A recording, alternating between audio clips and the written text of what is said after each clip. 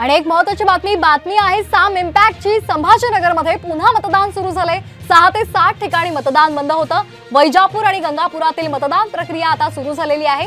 साम टीव्हीनं बातमी दाखवल्यानंतर प्रशासनानं ईव्हीएम दुरुस्त करत मतदान प्रक्रियेला सुरुवात केली आहे। आताची महत्त्वाची बातमी साम इम्पॅक्टची।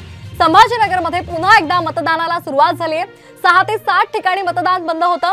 वैजापूर आणि गंगापूर मधल्या आता या मतदान प्रक्रियेला पुन्हा एकदा सुरुवात झाली आहे। साम टीव्हीनं बातमी दाखवल्यानंतर प्रशासनानं ईव्हीएम दुरुस्त करत मतदान प्रक्रियेला सुरुवात केली आहे।